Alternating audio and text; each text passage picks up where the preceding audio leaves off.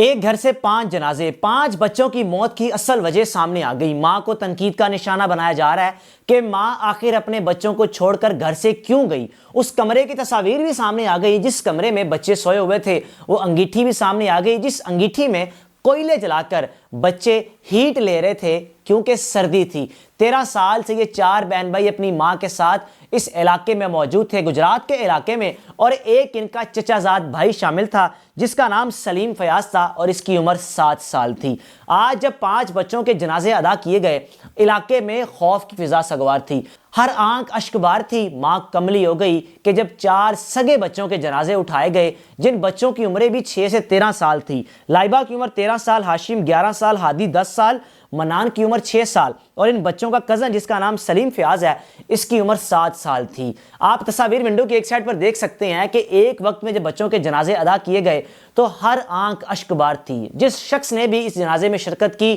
اس کی آنکھیں نم تھی، کیونکہ ہر شخص اپنی اولاد کو سامنے رکھتے ہوئے اس تکلیف کو، اس غم کو محسوس کر رہا تھا کہ اگر ہمارا بچہ، ہماری بیٹی یا ہمارا بیٹا کم عمر میں دنیا سے چلا جائے یا جوانی میں یا جس عمر میں بھی جا کر دنیا سے جائے تو ایک باپ پر کیا بیتتی ہے، ایک ماں پر کیا بیتتی ہے۔ آپ پردیس کی زندگی کا اندازہ یہاں سے لگائیں کہ باپ ملیشیا میں موجود ہے لیکن نماز جنازہ میں شرکت نہیں کر سکا۔ ان کی غربت کا اندازہ یہاں سے لگا لیں کہ باپ کے پاس 50، 60، 70 ہزار نہیں تھے کہ وہ خرچ کر کے پاکستان آتا اور آ کر جنازہ ادا کرتا۔ آج بچوں کا جنازہ ادا کر دیا گیا، ان کو دفنا دیا گیا اور ماں کی حالت، ماں کی کیفیت اللہ بہتر جانتا ہے، لیکن بدقسمتی سے ماں کو تنقید کا نشانہ اس طرح بنایا جا رہا ہے کہ ماں بچوں کو گھر سے چھوڑ کر گئی کیوں۔ آپ ایک لمحے کے لیے سوچیں کہ جن ماؤں کے یا جن عورتوں کے خاوند باہر ہوتے ہیں وہ اپنے بچوں کو باپ بن کر بھی ان کی کفالت کرتی ہیں، ماں بن کر بھی ان بچوں کی کفالت کرتی ہیں، یعنی وہ باپ کا کردار بھی ادا کرتی ہیں، وہ ماں کا کردار بھی ادا کرتی ہیں۔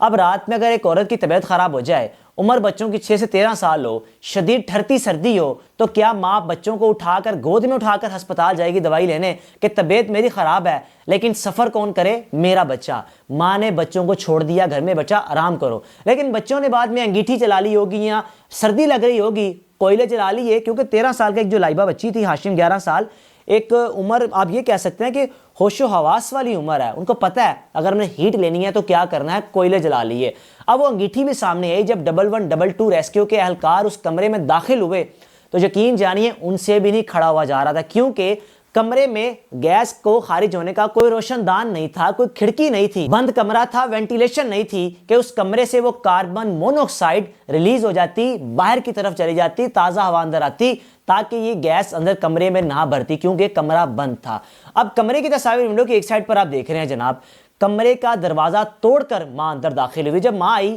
اپنے بچوں کو ڈھونڈتی رہی، ماں کو لگا شاید یہ 5 بچے باہر کھیل کود کے لیے نکل نہ گئے ہوں، نیچے جا کر دیکھتی رہی، سڑکیں دیکھتی رہی، روڈ دیکھتی رہی، گلیاں دیکھتی رہی، محلہ دیکھتی رہی کہ بچے گئے تو گئے کہاں، گھر میں بھی دروازہ نہیں کھول رہے، یا ہو سکتا ہے لوک لگ گئے، اس کو سمجھ نہیں آ رہی تھی، ماں کملی ہو گئی تھی۔ لیکن جب محلے داروں کو بتایا، آ کے محلے داروں نے مل کر ریسکیو 1112 کے اہلکاروں کو بلایا، کمرہ توڑا تو یقین جانیں اندر 5 بچے بے جان پڑے ہوئے تھے۔ اللہ اس ماں کو صبر دے اور خدا را اس ماں کو تنقید کا نشانہ نہ بنائے۔ اس ماں نے رات میں اگر تکلیف محسوس کی تو ڈاکٹر کے پاس چلے گی، اس کا کیا قصور تھا۔ اور اس کاربن مونوکسائڈ کے حوالے سے بتا دوں اتنی زہریلی گیس ہے کہ یقین جانیے چند لمحوں میں انسان کو بے جان کر دیتی ہے اور محسوس بھی نہیں ہوتا کہ آپ کا دم گھٹ رہا ہے یا کیا ہو رہا ہے، چند سیکنڈ میں آپ ختم ہو جاتے ہیں۔ اور یہ تو پھر بچے تھے، کس طرح اپنی جان بچاتے، کس طرح نکلتے، ان کو سمجھ نہیں آئی۔ چند لمحے کے لیے ان بچوں کی آنکھ لگ گئی ہوگی اور آنکھ ایسی لگی کہ آج بچوں کو دفنا دیا گیا۔ 5 جنازے ایک وقت میں اٹھے اور ایک ہی جگہ پر، ایک ہی قبرستان میں